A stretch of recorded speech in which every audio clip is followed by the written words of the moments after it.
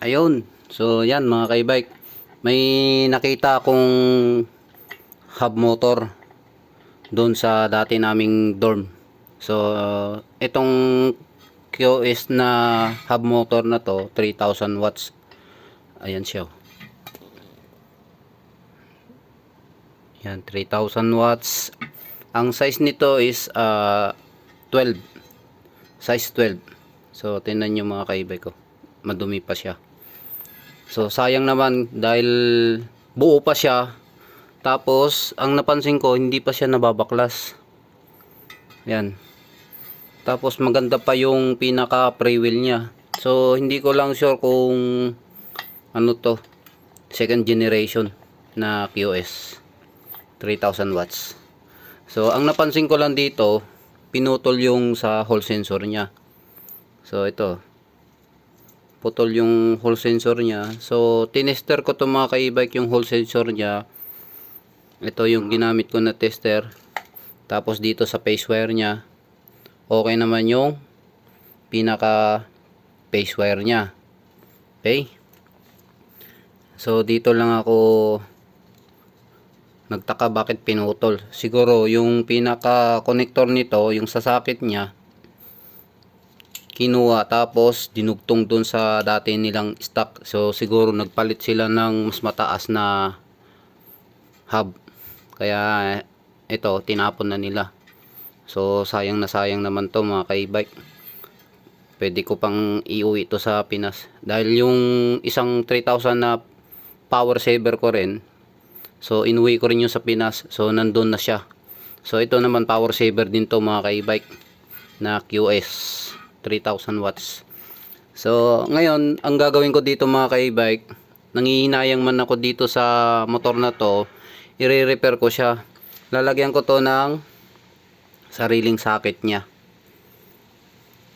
Yan. So nandito na yung gamit kong panghinang, tapos hihinangin ko na siya. So ito yung gagamitin kong socket nya. So bibilihan ko na lang siya ng partner dito para dun sa connection ng papunta ng controller. Okay, so yan. So ito gagawin ko na lang dito, idudugtong ko yung pinaka-socket nya, tapos yun nga, iinangin ko to. Yan. So dapat mahaba to mga ka-e-bike, kaso wala na akong extra. Ito na yung maiksi na. So pwede naman yan pagka once na dudugtungan na lang, kasi ang pinakadulo nito siguro dito lang eh. Ayan siya. Ito na yung pinakadulo niya. So ito naman wala siyang pinagputulan, itong dulo. Ang mahaba lang dito yung sa phase wire niya. So siguro aabot naman to papunta doon sa controller pag once na dinugtungan ko to. Ayan, pag ganyan. So ito kasi mga ka-e-bike, yung pinaka wire kasi nito, ang kagandahan lang kasi dito, solid wire siya. Ito. Yan. So ang gagamitin ko dito mga ka-e-bike, yung ito, yung rubber tube. Yan. Kasi mas maganda kasi yung rubber tube mga ka-e-bike, para hindi siya, pag tumagal hindi siya matatanggal. Tapos hihinangin ko siya para solid yung pagkakapit ng wire niya dito sa mismong socket. Yan. So hinangin ko muna to mga ka-e-bike. So yan na mga ka-e-bike, tapos na yung ginawa kong sa hall sensor nya. So ito siya, oh. Nilagyan ko siya ng rubber tube. So ang ginawa ko dito mga ka-e-bike, hininang ko muna to. Yan, hindi ko siya yung pinilipit ko lang, kasi minsan kasi natatanggal pagka walang hinang. Kaya ang ginawa ko talaga mga ka-e-bike, para solid siya, so hininang ko po talaga siya para hindi siya basa-basa matatanggal kahit hilahin nyo. Yan. So okay na to mga ka-e-bike. Tapos ang pinaka connector naman nito, itong socket na to, so papakita ko sa inyo mga ka-e-bike. Kunin ko doon. So ito kasi yung socket niya mga ka-e-bike. Ayan. Itong socket na to, pang bottle to. Itong kulay itim. Tapos ito naman papunta doon sa mga stock na hub.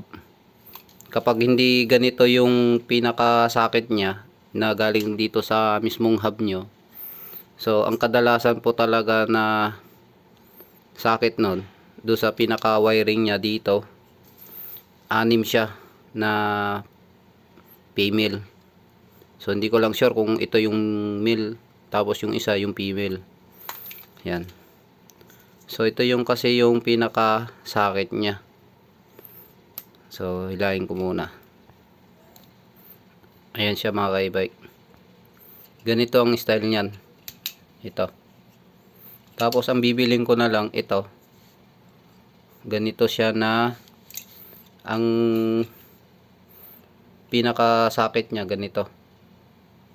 So titingnan ko na lang sa mga ibang papunta ng controller kung ano yung klaseng socket nila, kung ganito ba o yung isa yung buka siya dito sa gitna. Ayan. So ilagay natin to. Ito yung pinaka socket nya.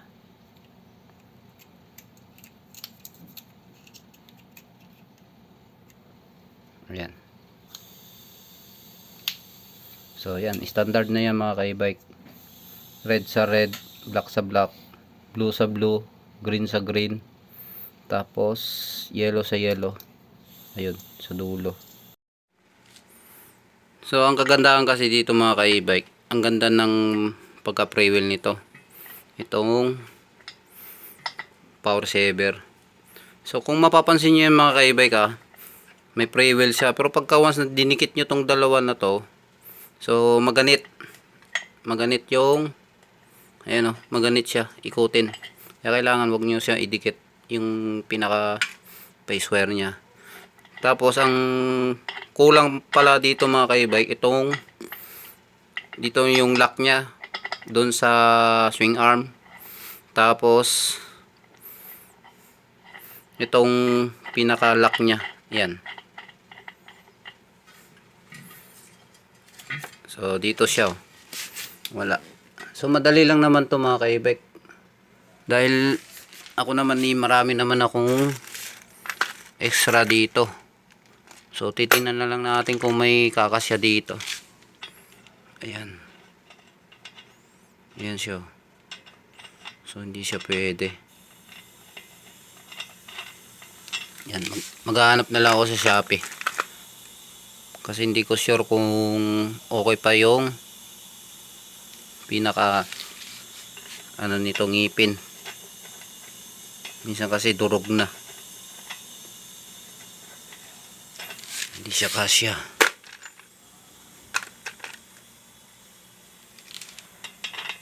So malaki naman to. So siguro maghahanap na lang ako. Try ko to. Ayun. Yung pinaka-lock niya. Kasya.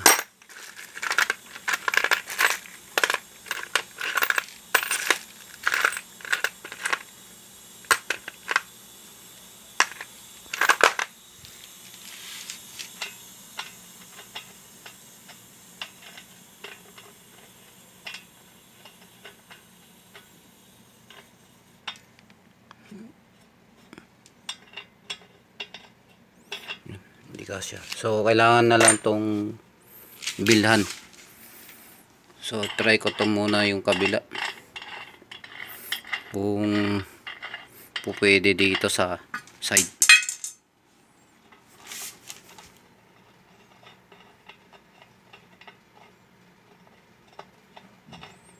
Ayun. So yan, pasok na pasok siya. Yan. Okay na mga ka-e-bike. So bibilang ko na lang siya ng ganito na lock niya para dito sa kabila.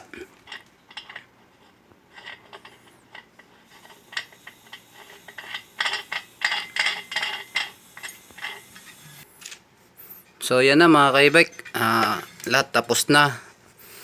So yung sa hole sensor niya okay na. Ito, nilagyan ko na siya ng socket. So sayang.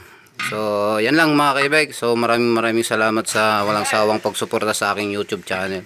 So thank you po mga ka-e-bike.